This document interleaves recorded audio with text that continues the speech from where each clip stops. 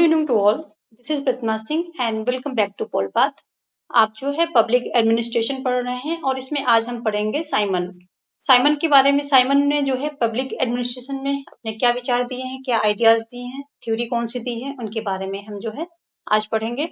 और आपको बता दें कि जो है हैंड रिटन नोट्स आपको फ्री में मिलेंगे, जो कि आप टेलीग्राम ज्वाइन करके अवेल कर सकते हैं। साथ में ये जो पीडीएफ है जिसमें कि हिंदी एंड इंग्लिश दोनों में कंटेंट दिया गया है, तो ये भी आप अवेल कर सकते हैं।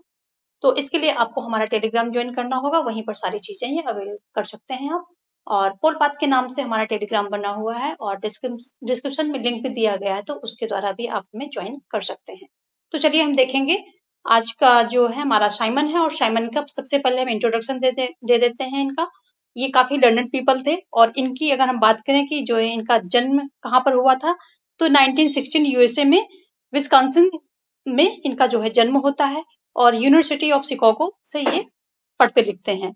1943 में क्या होता है कि ये जो है पीएचडी करते हैं, पीएचडी होल्डर बन जाते हैं 1943 में ये पीएचडी होल्डर बन जाते हैं। और किस क्षेत्र में, जो पब्लिक एडमिनिस्ट्रेशन का क्षेत्र होता है, इसी में जो है पीएचडी होल्डर बनते हैं ये।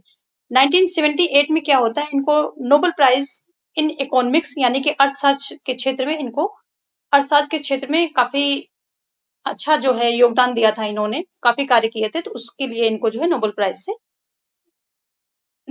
उनको नवाजा जाता है। ठीक है। और ये साइंटिस्ट कहे जाते हैं, यानी कि जो वैज्ञानिकों के वैज्ञानिक, ऐसा इनको जो है टाइटल दिया गया है। आगे देखेंगे, Herbert Simons theory is also called logical positivist theory. तो इनकी जो थ्योरी है, इनको जो है क्या कहा जाता है कि लॉजिकल पॉजिटिविस्ट थ्योरी इसको बोला जाता है। और अगर हम बात करें, ही रिजेक्टेड पॉलिटिक्स एडमिनिस्ट्रेशन डाइकोटोमी, यानी कि ये जो पब्लिक एडमिनिस्ट्रेशन और पॉलिटिक्स यानी कि पॉलिटिकल साइंस से पब्लिक एडमिनिस्ट्रेशन जो है बिल्कुल अलग है, इसको ये रिजेक्ट करते हैं, क्योंकि ये बहुत ही लर्नर थे, बहुत सारी डिग्रीज जो हैं इन्होंने ये डिग्री होल्डर थे, बहुत सारी डिग्रीज इन्होंने ली थी, तो ये इंटीग्रेटेड नॉलेज पे ज्यादा बिलीव करते थे, तो ये अलग नहीं मानते थे पब्लिक एडमिनिस्ट्रेशन को, बिल्कुल जो है डिफरेंट नहीं मानते थे। ठीक है। तो ये एक मेन पॉइंट है, यहाँ से एग्जाम में आपका क्वेश्चन आ सकता है। ठीक है। और इन्होंने क्या है, ऑथर्ड ओवर 1000 पब्लिकेशन, यानी कि इन्होंने जो है 1000 से ऊपर जो है पब्लिकेशन किया है, यानी कि बुक्स लिखी हैं, लेख लिखे हैं, ये सारी चीजें, क्योंकि ये काफी ज्यादा सब्जेक्ट में इन्होंने डिग्रीज ली थी, बहुत सारे सब्जेक्ट का इनके पास नॉलेज था, तो ये रिटर्न वर्क इन्होंने बहुत दिया है। और ये किस किस फील्ड में थे, जो 1000 पब्लिकेशन थे, तो ये पॉलिटिकल साइंस के क्षेत्र में थे, पब्लिक एडमिनिस्ट्रेशन हो गया, इकोनॉमिक्स हो गया, सोशियोलॉजी हो गया, मैथमेटिक्स हो गया, साइकोलॉजी हो गया, लिंग्विस्टिक हो गया, और फिलोसफी हो गया, ऑर्गेनाइजेशन हो गया, थेरी कंप्यूटर साइंस, इन सब चीजों में जो है इनके पब्लिकेशन आते हैं। ठीक है।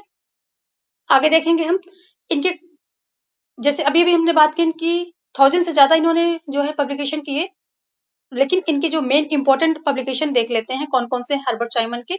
तो एडमिनिस्ट्रेटिव बिहेवियर 1947 में आती है, पब्लिक एडमिनिस्ट्रेशन 1950 में आती है, फंडामेंटल रिसर्च इन एडमिनिस्ट्रेशन 1953 में आती है, और the new science of management decision 1960 में आती है, शेप ऑफ ऑटोमेशन 1960 में आती है, science of artificial and human problem solving 1972 में आती है, और जो ऑर्गेनाइजेशन है 1958 में आती है। यदि इसमें मोस्ट इंपॉर्टेंट पूछे, वैसे तो सभी हैं, पर ये administrative behaviour, public administration and organisation जो कि 1958 में आती है, ये तीन तो आपको याद रखनी होंगी। ठीक है। तो ये इनके जो है मेन इंपॉर्टेंट जो इनका पब्लिकेशन है उसके बारे में बात कर ली। और अब हम जो है साइमन का कंट्रीब्यूशन देखेंगे, किसमें, पब्लिक एडमिनिस्ट्रेशन के क्षेत्र में, इस फील्ड में इनके क्या क्या कंट्रीब्यूशन है, कौन कौन सी चीजें दी हैं, कौन कौन से सिद्धांत, थ्योरी, या किस किस बारे में अपने इन्होंने विचार व्यक्त किए हैं, तो वो हम देखेंगे। ठीक है। तो जो इनकी डिसीजन मेकिंग थ्योरी है, यानी कि निर्माण निर्णय का जो इनका सिद्धांत है, निर्माण निर्णयन का सिद्धांत जो है इनका, तो उसमें वो तो हम देखेंगे, साथ में कुछ और भी चीजें इन्होंने दी हैं पब्लिक एडमिनिस्ट्रेशन के क्षेत्र में, तो उनको भी हम देख ही लेंगे। क्या है इनका, सबसे पहला है डिसीजन मेकिंग। ठीक है। ये देखेंगे तो इसके अंतर्गत क्या आएगा, कौन कौन सी चीजें दी गई हैं, सब फैक्ट जो है, फैक्ट एंड वैल्यू दिया गया है। स्टेजेस इन डिसीजन मेकिंग के क्या क्या स्टेज होते हैं वो दिए गए हैं। बाउंडेड रेशनैलिटी की बात की है, ठीक है। इन्होंने जो है लिमिटेड डिसीजन मेकिंग की बात की है, तो उसको भी हम देखेंगे। और टाइप्स ऑफ डिसीजन, किस किस तरह के डिसीजन होते हैं वो हम देखेंगे। फिर दूसरा क्या है, पब्लिक एडमिनिस्ट्रेशन में एक तो इनका डिसीजन मेकिंग हो गया, जो कि हम मेन हमारा कॉन्सेप्ट है आज का, वो पढ़ रहे हैं। उसके बाद जो है मोड ऑफ इन्फ्लुएंस जो होता है वो उसके बारे में इन्होंने बताया है। तो किस किस तरह से जो है इन्फ्लुएंस यानी कि प्रभाव इफेक्ट पड़ता है उसके बारे में देखेंगे। फिर क्रिटिसिज्म ऑफ क्लासिकल थ्योरी, यानी कि जो क्लासिकल थ्योरी की आलोचना की गई है उसके बारे में भी हम देखेंगे। तो चलिए देखते हैं सबसे पहले डिसीजन मेकिंग, जो कि आज का हमारा मेन कॉन्सेप्ट है, मेन थ्योरी जो जिसको हम पढ़ रहे हैं, निर्माण निर्णयन किसका, इनका हर्बर्ट साइमन का। तो Simon aimed at developing a science of administration. तो साइमन जो है किसमें इनका फोकस क्या था कि एक जो एडमिनिस्ट्रेशन है यानी कि प्रशासन का विज्ञान, कि प्रशासन को किस किस प्रकार से चलाया जाए, किस प्रकार से उसको जो है मैनेज किया जाए, उसके विज्ञान को खोज करने में, डेवलप करने में इनका जो है फोकस था, ठीक है। और ये कहते हैं कि एडमिनिस्ट्रेशन का मतलब होता है डिसीजन मेकिंग, यानी प्रशासन का मतलब है निर्णय निर्माण, ठीक है, डिसीजन मेकिंग ये कहते हैं। आगे है कि decision are made at all level और ऑर्गेनाइजेशन। तो ये कहते हैं कि कोई भी ऑर्गेनाइजेशन हो, कोई भी मतलब जो अलग अलग लेवल होते हैं, इसमें क्या होता है, सब कुछ क्या है, डिसीजन मेकिंग का खेल है, यानी कि हर लेवल पर जो है डिसीजन मेकिंग हो रही है, उससे सारे ऑर्गेनाइजेशन जो है कार्य कर रहा है, चल रहा है। तो किसी भी ऑर्गेनाइजेशन के अंदर अगर मेन केंद्र देखा जाए क्या है, तो वहाँ डिसीजन मेकिंग ही है। ऑर्गेनाइजेशन क्या है, ऑर्गेनाइजेशन जो है डिसीजन मेकिंग प्रोसेस है। किसी भी ऑर्गेनाइजेशन में क्या है, डिसीजन मेकिंग जो है एक मेन काम के रूप में जो है लिया जाता है, इनके अकॉर्डिंग, साइमन के अकॉर्डिंग। और इसीलिए आगे ये कहते भी हैं कि hence organisation structure of decision makers. कोई भी ऑर्गेनाइजेशन क्या है, मेनली अगर देखो तो क्या है, वो स्ट्रक्चर ऑफ डिसीजन मेकर्स, यानी कि जो वहां निर्णय ले रहे हैं, जो अधिकारी एम्प्लॉयज जो वहां पर निर्णय ले रहे हैं, उसका स्ट्रक्चर है और कुछ नहीं है। एडमिनिस्ट्रेशन वही है इनके अकॉर्डिंग। ऑर्गेनाइजेशन क्या है कि डिसीजन मेकर्स का स्ट्रक्चर है, ये ऐसा बोलते हैं। फिर आगे क्या है कि a science of administration should be based on factual premises of administration decision. ये कहते हैं कि जो साइंस ऑफ एडमिनिस्ट्रेशन है, यानी कि जो लोक प्रशासन यानी प्रशासन का विज्ञान है, ये किस पर बेस्ड होना चाहिए, ये फैक्ट यानी कि तथ्यों पर बेस्ड होना चाहिए, ना कि जो है जो पर्सनल इंडिविजुअल वरीयता होती है, पसंद नापसंद, उस पर जो है नहीं होना चाहिए, जो कि वैल्यू के अंतर्गत आ जाता है। आगे हम फैक्ट एंड वैल्यू देखेंगे जो कि इन्होंने दिया है, ठीक है। फिर आगे क्या है, डिसीजन मेकिंग, उसके बारे में ये लिखते हैं, the optimum rational choice between alternative courses of action. यानी कि जो डिसीजन मेकिंग है क्या, ये बताते हैं, एक सेंटेंस में बताते हैं कि जो optimum rational choices between alternative courses of action, जो हमारे पास अवेलेबल विकल्प हैं, जो हमारे पास विकल्प हैं, उनमें से एक बेस्ट ऑप्शन जो है चुनना ही क्या है, डिसीजन मेकिंग है, ठीक है। आगे मेथोडोलॉजी, लॉजिकल पॉजिटिविज्म, जो कि हमने अभी भी बात की थी, और ये जो है रिजेक्टेड पॉलिटिक्स एडमिनिस्ट्रेशन डाइकोटोमी। तो ये जो एडमिनिस्ट्रेशन और पॉलिटिक्स, ये दोनों को, जैसे कई विचारक क्या कहते हैं कि दोनों अलग अलग हैं, तो ये जो है नहीं मानते हैं कि अलग है। वैसे भी ये लर्नड पीपल थे, बहुत सारे सब्जेक्ट पर इन्होंने डिग्री ली थी, तो ये इंटीग्रेटेड नॉलेज पर बिलीव करते थे, और ये नहीं कहते हैं कि पॉलिटिकल साइंस, पॉलिटिक्स और एडमिनिस्ट्रेशन जो है डिफर फील्ड है। ये कहते हैं सब इंटीग्रेटेड है, यानी कि ये डाइकोटोमी को रिजेक्ट करते हैं, यानी कि बिल्कुल जो डिफर स्ट्रीम है दोनों की, इसको ये रिजेक्ट करते हैं। जबकि और विचारक, कई सारे विचारक दोनों को सेपरेट करते हैं, अलग अलग करते हैं, ये ऐसा नहीं करते हैं। आगे जो फैक्ट एंड वैल्यू की जो दूसरा हमारा पॉइंट है डिसीजन मेकिंग के अंतर्गत, तो वो हम देखेंगे फैक्ट एंड वैल्यू क्या है। तो every decision is based on two premises, यानी कि हर डिसीजन जो है, हर डिसीजन में दो तत्वों का योग होता है। कौन कौन से होते हैं, factual premises and value premises, यानी कि जो तथ्य तथ्यात्मक भी होता है, उसमें तत्व होते हैं, और वैल्यू यानी कि मूल्य तत्व भी होते हैं, मूल्य जो मूल्यों से संबंधित होते हैं, यानी कि जो पर्सन टू पर्सन डिफर कर जाते हैं। हर पर्सन, हमारे मूल्य कुछ और हो सकते हैं और आप लोगों के कुछ और हो सकते हैं, तो ये क्या हो जाएगा, वैल्यू प्रीमाइसेस हो जाएंगे, ठीक है। तो आगे हम देखेंगे, जैसे यहाँ पर दिया गया है कि fact statement of reality. Fact क्या है, फैक्ट क्या है? रियलिटी है, जो सच्चाई है, वस्तुनिष्ठ है ये। तो ये क्या है? ये रियलिटी है और इस अकॉर्डिंग टू साइमन इसी पर जो है डिसीजन बेस्ड होना चाहिए किसी भी ऑर्गेनाइजेशन का। आगे वैल्यू क्या है? एन एक्सप्रेशन ऑफ प्रेफरेंस, यानी कि वरीयता, किसी व्यक्ति की वरीयता का एक्सप्रेशन हो सकता है कि हमारे लिए वरीयता कुछ और चीज हो सकती है, हम किसी और चीज को जो है ऊपर सर्वश्रेष्ठ रख सकते हैं, जबकि हमारी जगह कोई और अगर डिसीजन ले रहा होगा तो वो किसी और चीज को वरीयता दे सकता है। तो वरीयता क्या होती है? पर्सन टू पर्सन डिफर कर जाती है। वैल्यूज क्या होते हैं? पर्सन टू पर्सन डिफर होते हैं। कोई किसी के लिए कोई वैल्यू जो है सर्वोपरि है, लेकिन अदर दूसरे व्यक्ति के लिए किसी कोई और वैल्यू जो है सर्वोपरि हो जाता है। तो यहाँ पर कहते हैं कि कोई भी जो है डिसीजन मेकिंग, उसमें दो तत्वों का दो तत्व जो है समाहित होते हैं, योग होता है। एक तो फैक्चुअल यानी तथ्यात्मक, और दूसरा मूल्यपरक होता है, यानी कि वैल्यू, जो वैल्यू प्रीमाइसिस होता है वो दोनों का योग होता है। लेकिन साइमन कहते हैं कि फैक्चुअल होना चाहिए, डिसीजन मेकिंग क्या है? फैक्चुअल होना चाहिए, ऐसा ये मानते हैं। जो कि यहाँ पर दिया गया है कि जो a science of administration should be based on factual premises of administrative administrative decision, है ना? फैक्ट पर आधारित होना चाहिए। अब हम डिसीजन मेकिंग प्रोसेस को देखेंगे। डिसीजन मेकिंग प्रोसेस में हम देखेंगे कि यहाँ पर इन्होंने 3 type of decision making process की बात की है। सबसे पहला है इंटेलिजेंस एक्टिविटी, सेम यहाँ हिंदी में भी दिया गया है, मैं हिंदी में ही एक्सप्लेन कर रही हूँ, हिंदी एंड इंग्लिश दोनों को लेके एक्सप्लेन कर रही हूँ। तो आपको पीडीएफ मिल जाएगा। अभी आप कॉन्सेप्ट पर जो है ध्यान दीजिए, कॉन्सेप्ट को सुनिए, समझिए, ठीक है। तो निर्णय निर्माण जो प्रोसेस होता है, इसमें 3 स्टेप इन्होंने रखे हैं। क्या है? पहला इंटेलिजेंस एक्टिविटी, जिसको कि हिंदी में अन्वेषण बोलते हैं, आसूचना और बोलते हैं, ठीक है। और दूसरा क्या है? जो इंटेलिजेंस एक्टिविटी होता है, इसमें क्या होता है कि देखा जाता है कि सबसे पहले इसमें समस्या क्या है, जिसमें कब तथा कहाँ निर्णय लेने की आवश्यकता है, यानी कि समस्या क्या है और कब और कहाँ जो है निर्णय इसमें लिया जा सकता है। तो ये इंटेलिजेंस एक्टिविटी यानी कि अन्वेषण, अन्वेषण खोज, जिसको अन्वेषण को क्या है, शुद्ध अगर कॉमन भाषा में बोलेंगे, सरल लैंग्वेज में बोलेंगे तो खोज। तो यहाँ पर क्या होता है कि खोज की जाती है कि समस्या क्या है, यहाँ पर खोज कर ली गई। और वही दिया गया, initial phase of decision making involve finding occasion for making a decision, ठीक है। आगे जो सेकंड इसका स्टेप होता है वो डिजाइन एक्टिविटी होता है, यानी कि डिजाइन क्रिया, जिसको हिंदी में बोलते हैं। तो इसमें क्या होता है कि जो समस्या होता है उसके विकल्पों की खोज की जाती है कि जो ठीक है समस्या, पहले चरण में हमने जो है समस्या पाली, इंटेलिजेंस जो होता है, इंटेलिजेंस एक्टिविटी में हमने समस्या को ढूंढ लिया कि क्या समस्या है और क्या और कहाँ पर कैसा निर्णय जो है हमको लेना है। दूसरे में क्या होता है कि हम जो है कई सारे जो है वहां पर विकल्प चुनते हैं कि इस समस्या का क्या क्या समाधान हो सकता है, तो विकल्पों का खोज करते हैं दूसरे में, जो डिजाइन एक्टिविटी, ठीक है। दूसरे में क्या होता है कि विकल्पों की खोज की जाती है। और साइमन जो है 2 प्रकार के विकल्पों की बात करते हैं, एक तो कार्यक्रमित निर्णय और दूसरा कौन सा है? अकार्यक्रमित निर्णय। इसको हमने आगे इसमें इंग्लिश में भी दिया है, तो वो हम देखेंगे आगे।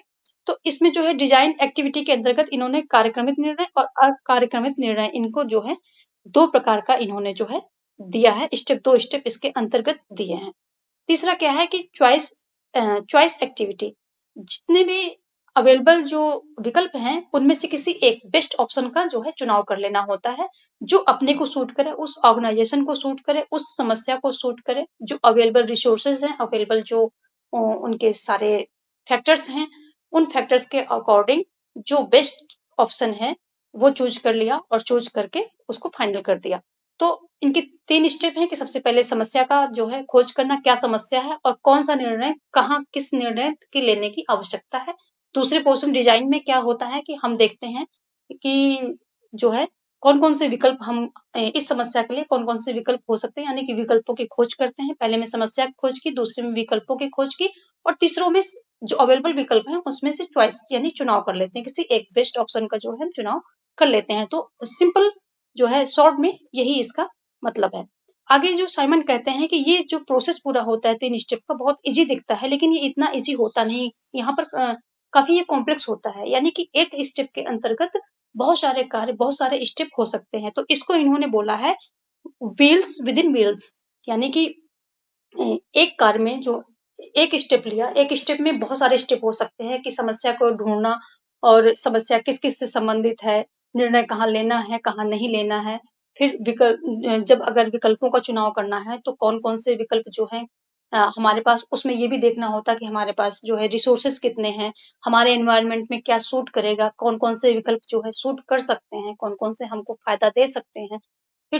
फिर चुनाव करते समय चुनाव कर लिया, उसमें भी कई सारी चीजें प्रोसेस होती हैं कि ठीक है, किससे हमारा ज्यादा पॉजिटिव रिजल्ट आएगा, किससे नेगेटिव रिजल्ट आएगा, किस किस ऑप्शन से हम जो है नेगेटिव इफेक्ट कम आएगा, किससे जो है पॉजिटिव इफेक्ट ज्यादा आएगा। तो विल विद इन विल्स यानी कि एक स्टेप के अंतर्गत बहुत सारे स्टेप जो है समाहित होते हैं।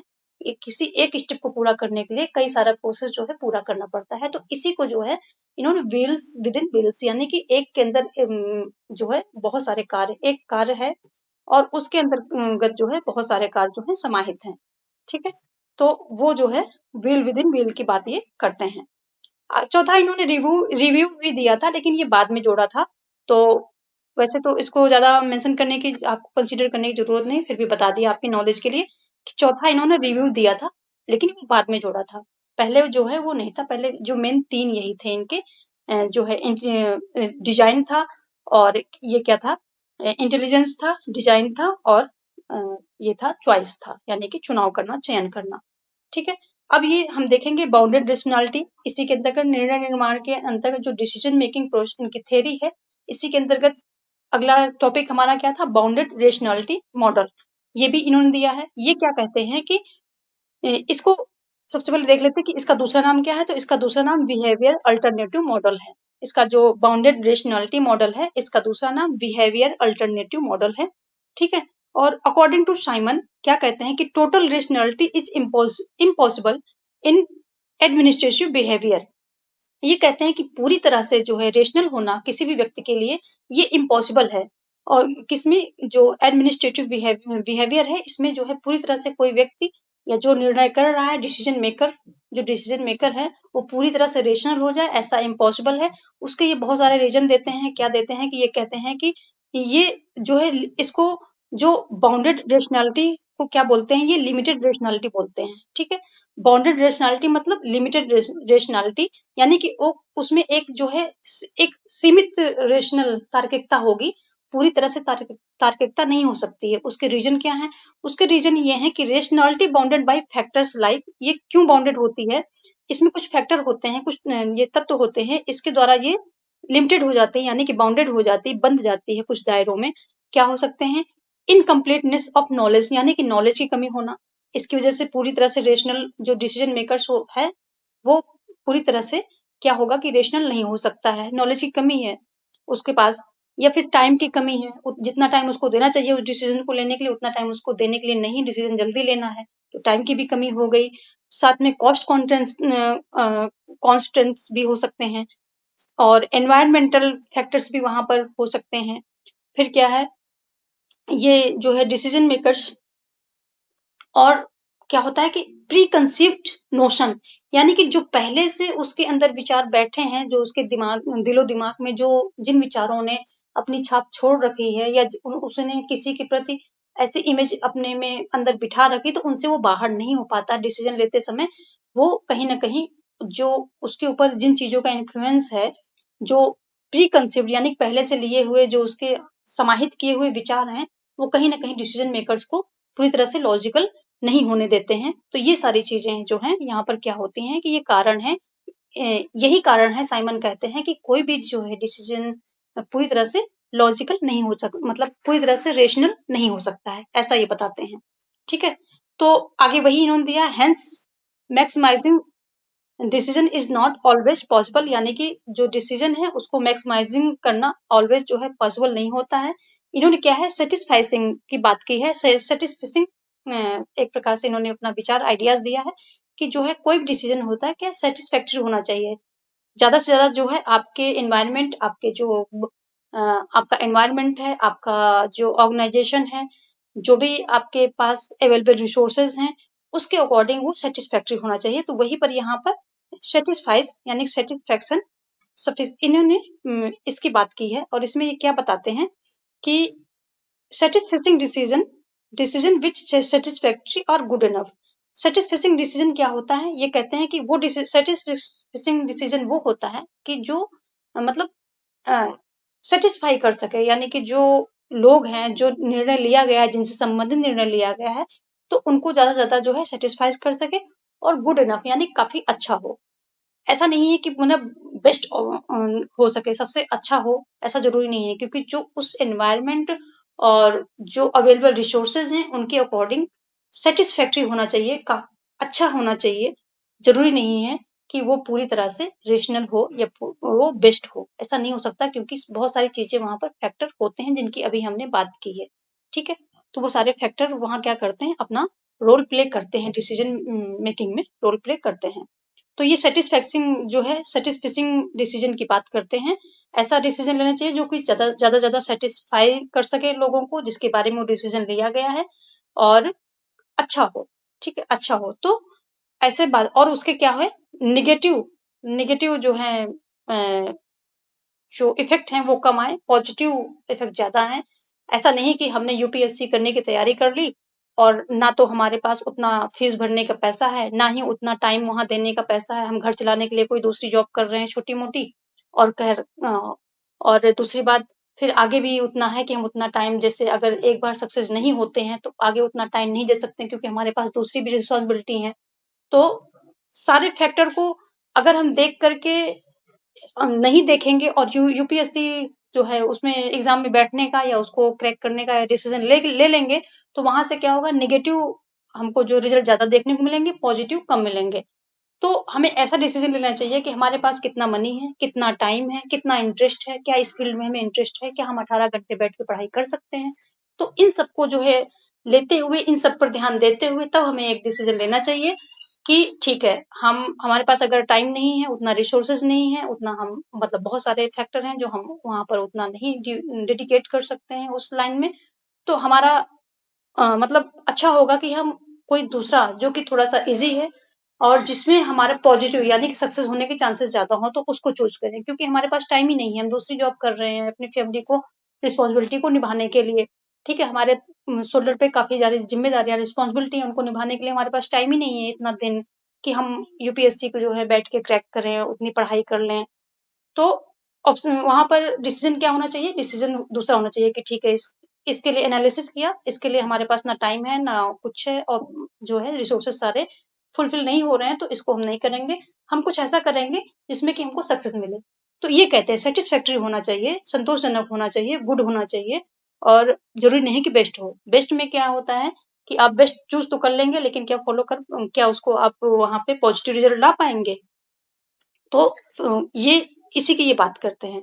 ठीक है, आगे क्या क्रिटिसाइज की बात करें, ये जो है इनकी थ्योरी को क्रिटिसाइज किससे किया गया है, ये जो क्रिस एल्गेरिस थे, ये इन्होंने क्या है थाइमन की थ्योरी को क्रिटिसाइज किया है, और इन्होंने कहा क्या है, ये कहते हैं कि जो साइमन है, साइमन की थ्योरी क्या करती है कि जो ये एडमिनिस्ट्रेटिव मैन है, यानी कि जो प्रशासनिक लोग हैं, ये अधिकारी हैं, तो इनकी इन कॉम्पिटेंस यानी कि इनकी अयोग्यता को रेशनलाइज करने के लिए, यानी कि तर्क संगत बनाने के लिए इन्होंने क्या सेटिस्फिशिंग, ये जो सेटिस्फैक्ट्री थ्योरी दी है, इन्होंने सेटिस्फिशिंग थ्योरी दी है, विचार दिया है, तो इसका जो है इन्होंने क्या किया है, यूज किया है। यानी कि इन्होंने जो सेटिस्फैक्ट्री ये आइडिया है इनका कि डिसीजन जो है सेटिस्फैक्ट्री होना चाहिए, इसका यूज किस लिए किया गया है कि जो एडमिनिस्ट्रेटिव मैन है, जो अधिकारी हैं, लोग जो प्रशासनिक अधिकारी हैं, तो उनकी अयोग्यता को तर्कसंगत बनाने के लिए, क्योंकि वो इस योग्य है ही नहीं कि इतने जो है कंप्लीट रेशनल डिसीजन ले सके, तो वो क्या हुए, अयोग्य हुए। अयोग्यता को तर्क संगत बनाने के लिए ये सेटिस्फैक्ट्री जो आइडिया है किसका, साइमन का, इसका यूज किया है। साइमन ने, कौन कह रहा है, ये क्रिस एल्गेरिस कह रहे हैं, ये इसको जो है आलोचना करते हुए कह रहे हैं कि सेटिस्फिशिंग को यूज किया है कि जो अयोग्यता है अधिकारियों की, उनको तर्कसंगत बनाने के लिए। ठीक है, आगे देखेंगे टाइप ऑफ डिसीजन मेकिंग, तो वही जो यहाँ पर हमने कार्यक्रमित और अकार्यक्रमित की बात की थी, वही यहाँ पर आ गया, programmed and non programmed decision. तो ये क्या होते हैं, रूटीन में आते हैं, यानी कि जो संगठन होता है, ऑर्गेनाइजेशन होता है, उसमें रूटीन में ये चलते रहते हैं, रिपीटेटिव होते हैं, यानी कि बार बार ये डिसीजन, इस प्रकार के डिसीजन जो है लिए जाते हैं। और इनके लिए एक प्री इस्टेब्लिश्ड मेथड होता है, यानी कि पहले से इन चीजों को रिजॉल्व करने के लिए, इस प्रकार के डिसीजन लेने के लिए एक पहले से इस्टेब्लिश वहां पर मेथड होता है। तो उसके द्वारा जो है ये डिसीजन सारे लिए जाते हैं। जो नॉन प्रोग्राम्ड डिसीजन होते हैं ये नॉवल होते हैं, यानी कि ये नए नए होते हैं, अकर वंस इन अ वाइल, मतलब ये कभी भी अचानक जो है अकर हो जाते हैं, और इनके लिए कोई भी प्री इस्टेब्लिश मेथड नहीं होता है, पहले से बना बनाया जो है मेथड वहां पर नहीं होता है, पद्धति कोई नहीं होती है डिसीजन लेने की। तो ये वही हो गया प्रोग्राम नॉन प्रोग्राम्ड, यानी कि कार्यक्रमित या अकार्यक्रमित। तो यहाँ पर हमने ये देख लिया। अब हम देखेंगे mode of influence. Decision making को हमने पूरी तरह से देख लिया, इन्होंने किस किस बात की कितने प्रकार की जो है डिसीजन मेकिंग होते हैं, क्या क्या स्टेप होते हैं। और अब हम देखेंगे mode of influence. Mode of influence में ये बताते हैं कि 2 टाइप ऑफ इन्फ्लुएंस होते हैं, ठीक है। किसी भी व्यक्ति को जो है इन्फ्लुएंस करने के लिए यहाँ 2 टाइप ऑफ इन्फ्लुएंस होते हैं, इंटरनल एंड एक्सटर्नल, ठीक है। तो जो motivation both monetary and non monetary. तो एक तो ये कहते हैं कि इंटरनल यहाँ पर इन्फ्लुएंस होता है, यानी कि जो अंदर से एक व्यक्ति क्या होता है, डेडिकेटेड होता है, उसको कहने की जरूरत नहीं पड़ती कि आप ये काम करो वो काम करो, वो उसके इंटरनल मोटिवेशन होता है, इंटरनल जो है इन्फ्लुएंस होता है, वो इतना जो है अपने आप ही वो करता है। एक एक्सटर्नल होता है कि उसको बाहर से कोई बाहरी एनवायरनमेंट से जो है उसको जो है क्या किया था, इन्फ्लुएंस किया जाता है, ठीक है।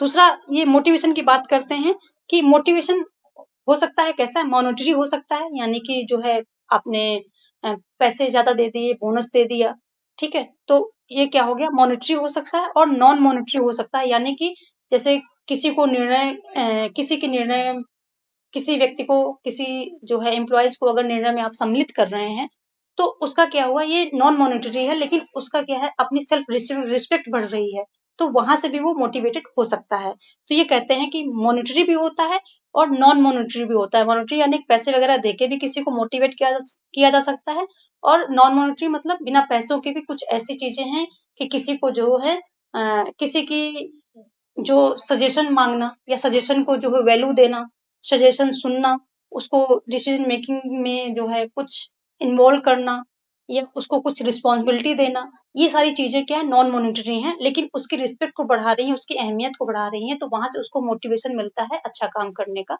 तो ये यही कहते हैं कि जो है मॉनिटरी और नॉन मॉनिटरी दोनों प्रकार के होते हैं।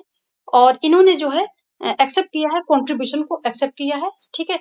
और जो ये बर्नार्ड हैं, ये यहाँ पर बर्नार्ड क्या देते हैं, जोन ऑफ इंडिफरेंस देते हैं, ठीक है। जोन ऑफ इन डिफरेंस की बात करते हैं, इन डिफरेंस की बात करते हैं कौन, इन डिफरेंस की बात करते हैं ये बर्नार्ड। जबकि जोन ऑफ एक्सेप्टेंस की बात करते हैं कौन, ये साइमन महोदय, ठीक है। तो यहाँ पर ये बात आप थोड़ा सा एक छोटी सी यहाँ माइनर सा डिफरेंस है वो याद रखेंगे कि इनडिफरेंस, जोन ऑफ इनडिफरेंस की बात बर्नार्ड करते हैं, और जोन ऑफ एक्सेप्टेंस की बात कौन करता है, ये करते हैं साइमन महोदय हमारे। आगे देखेंगे क्रिटिसिज्म ऑफ क्लासिकल थ्योरी। तो जो साइमन है, ये जो क्लासिकल थ्योरी है, तो इसका जो है क्रिटिसाइज करते हैं, यानी कि आलोचना करते हैं। और Simon refer to principle of organisation as a proverb and myth, यानी कि प्रिंसिपल क्या है, जो प्रिंसिपल ऑफ ऑर्गेनाइजेशन है, इनको क्या बोला है, इनको प्रोवर्ब बोला है, यानी कहावतों कह के, मिथ कह के जो है इनको इनको मिथ कहा है, और कहा है कहावतें बोला है, ऐसा करके इन्होंने आलोचना की, बोला है कि ये कहावतें हैं। और principle non scientifically valid and do not have universal application. जो ये प्रिंसिपल्स हैं, यानी कि जो ये क्लासिकल थ्योरी के जो प्रिंसिपल दिए गए हैं, ऑर्गेनाइजेशन के जो प्रिंसिपल दिए गए हैं, ये क्या होते हैं, ये साइंटिफिकली वैलिड नहीं होते हैं, और ये यूनिवर्सल यानी कि सार्वभौमिक एप्लीकेशन इनका नहीं हो सकता, यानी कि हर कहीं विश्व के जो है किसी भी कोने में हर जगह जो है एक ही तरह से ये एप्लीकेबल नहीं हो सकते हैं। तो इसीलिए इन्होंने इनको कहावत बोला है, और ये कहते हैं कि लाइक प्रोवर्ब दीज अगर इन पेयर्स, यानी कि ये जो जितने भी ये प्रिंसिपल्स होते हैं ये पेयर्स में अकर होते हैं, यानी कॉन्ट्राडिक्टरी होते हैं। एक प्रिंसिपल आएगा और उसकी आलोचना करके जो है दूसरा आ जाएगा, यानी कि उसके अपोजिट जो है दूसरा आ जाएगा। तो ये तो होता ही है कि एक थ्योरी आती है, एक थ्योरी के जो है कुछ प्रिंसिपल कुछ सिद्धांत आते हैं और उसके अपोजिट ने थोड़ा सा मतलब डिफर होकर के दूसरा आ जाता है, कुछ और नए तरीके नए आइडियाज लेकर के। तो ये क्या कहते हैं, ये प्रिंसिपल जो है पेयर्स में अकर होते हैं। जैसे कि कहावतें होती हैं, जैसे यहाँ इन्होंने प्रोवर्ब बोला है ना, कहावतें, तो ये वही एग्जांपल दे रहे हैं यहाँ कि early bird catches the worm. Early bird जो है कैचेस द वर्म, जो मतलब जो जल्दी आएगा वो मतलब उसको ज्यादा जो है अच्छे से ट्रीट किया जाएगा। और जबकि उसी के अपोजिट में क्या है, हेस्ट मेक्स वेस्ट, यानी कि जल्दी करने वाला क्या करता है कि गड़बड़ करता है। तो ये दो क्या है, कहावतें हुई ना, और एक दूसरे के अपोजिट है। एक तरफ तो कह रहा है कि जो जल्दी आएगा वो उसको जो है अच्छे से ट्रीट किया जाएगा, जो भी है उसको फायदा दिया जाएगा। जैसे कोई होते लिमिटेड सीटेड होती हैं, तो जो जो जल्दी आएगा उसको सीट मिलेगी, जल्दी आएगा वो पाएगा, जल्दी आओ जल्दी और जल्दी पाओ। तो ऐसा कुछ होता है, इसका मतलब early bird catches the worm. और जबकि हेस्ट मेक्स वेस्ट, यानी कि जल्दी करना वाला क्या होता है कि हमेशा गड़बड़ी गड़बड़ी कर देता है। तो ये क्या हुए, दोनों वर्ब जल्दी के बारे में है, लेकिन दोनों एक दूसरे के अपोजिट हैं, जस्ट अपोजिट हैं। एक उसकी बड़ाई कर रहा है कि जल्दी काम करने से आपको जो है मतलब बेनिफिट मिलेगा, दूसरा कह रहा नहीं, अगर आप बहुत जल्दी जल्दबाजी करोगे तो आप नुकसान में चले जाओगे। ठीक है, तो ऐसे ही जो है for all for almost every principle one can find an equally acceptable contradictory principle। तो जैसे हमने पहले ही बात की कि जो जितने भी प्रिंसिपल आते हैं वो क्या है, उनके कॉन्ट्राडिक्टरी, यानी कि उनसे अपोजिट एक प्रिंसिपल आता ही आता है। दूसरे विचारक आएंगे और उसमें कुछ कमियां निकाल करके उससे थोड़ा सा अपोजिट थोड़ा सा डिफर एक और प्रिंसिपल रख देंगे, यानी कि एक सिद्धांत वहां पर दे देंगे, सिद्धांत जो है वहां पर रख देंगे। तो वही यहाँ पर जो है, जैसे एक एग्जाम्पल के रूप में ले सकते हैं कि यूनिटी ऑफ कमांड, यानी कि जो कमांड है वो एक जगह से आनी चाहिए, और तो इसको जो है यूनिटी ऑफ कमांड बोलते हैं। लेकिन उसी के अगर हम कॉन्ट्राडिक्टरी देखें तो स्पेशलाइजेशन, यानी कि ये स्पेशलाइजेशन की बात करता है कि जो जिस व्यक्ति को उस फील्ड में स्पेशलाइजेशन हासिल हो, यानी कि उसके बारे में वो सारी चीजें जानता हो, उस फील्ड का मास्टर हो, उसके द्वारा जो है कमांड, यानी कि निर्देश उसके द्वारा जो है फॉलो किए जाने चाहिए, उसके द्वारा निर्देश जारी किए जाने चाहिए, और उस फील्ड से संबंधित उसी के निर्देश जो है आगे जाने चाहिए, माने जाने चाहिए। तो यहाँ पर देखिए दो प्रिंसिपल जो है दोनों कॉन्ट्राडिक्टरी, एक कह रहा है कि नहीं एक जगह से आदेश आने चाहिए और उनको फॉलो करना चाहिए, जबकि दूसरा कह रहा है कि स्पेशलाइजेशन की बात कर रहा है कि यानी कि जिस फील्ड में जो जिसके पास स्पेशलाइजेशन है, तो मास्टर है, मास्टरी है जिस फील्ड में जिसके पास, तो उसके निर्देश को फॉलो किया जाना चाहिए, क्योंकि वो ज्यादा अच्छे से समझ के सिचुएशन को अपने निर्देश जारी करेगा, और वो ज्यादा बेनिफिशियल होंगे और ज्यादा रिलेवेंट होंगे उस सिचुएशन से, उस समस्या से, उस एनवायरमेंट से। तो यहाँ पर वही ये कहते हैं कि इन्होंने बोला है कि कॉन्ट्राडिक्टरी है, कहावतें हैं, मिथ है, झूठ है, ऐसा इन्होंने बोला है, किसने, साइमन ने।